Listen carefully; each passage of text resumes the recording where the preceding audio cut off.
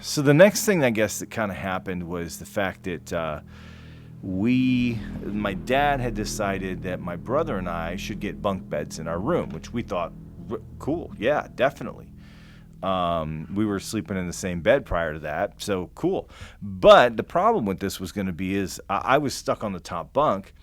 I had epilepsy, all right? So I was very prone to having seizures at night, and this was not a good mixture, as you can probably, it doesn't take a genius to figure that out, but my dad still put me on the top bunk. Now, he was pretty confident that I wouldn't be able to roll over the barricade that they'd made to keep me from rolling over. It was pretty high. I mean, I had to climb it to get out of bed. With that being said, within a week or two of me sleeping in this bed for some reason, my parents were being woke up in the middle of the night with this, my mom would come in the room and there I'd be all cuddled up on the wooden floor, next to the bed. And she'd come in and she'd pick me up, oh, honey, and she'd put me back in bed. And so this went on for, maybe 2 or 3 weeks or so. Like I said, I was young. It's a little foggy as far as the time frame, but it started picking up. Like it started happening more frequently, And so here's the weird thing, though, especially as it got more frequent. So I already told you that it's about a 7-foot drop off that off of that bunk bed to a wooden floor. But the other issue there is right next to our bed was this dresser that had a marble countertop. All right, this was kind of an old house, so the decorations were really old, very nice. So you had this marble countertop. Now, if I would have fallen out, I'm going to hit my head on that marble countertop. And even if I didn't hit my head on that marble countertop, I'm almost definitely going to break something or hit my head on the wooden floor beneath. All right, but it just kept happening, and so it kept happening so much that my parents just stopped coming in and getting me off the floor. Finally, my dad took the bunk beds apart. Hopefully, this will solve the problem.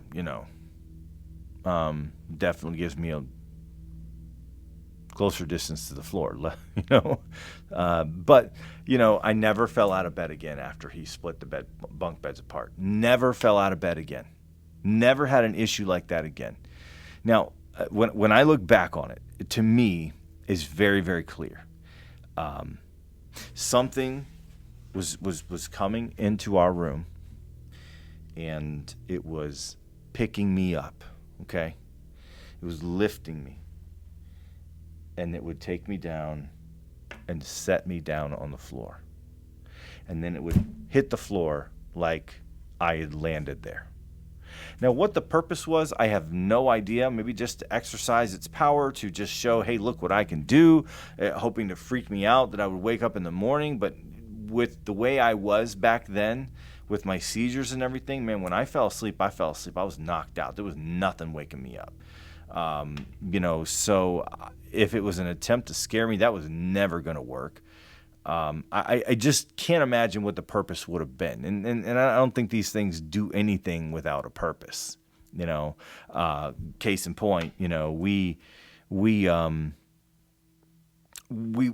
this is back in the 80s, so we were sent to bed at like 8 o'clock, the rated R movies and all that, would come on. And so we had to go upstairs and go to bed. So, we'd be upstairs in bed and mom would come up yelling at us because they're stomping all over the place. We're running around and we're in bed.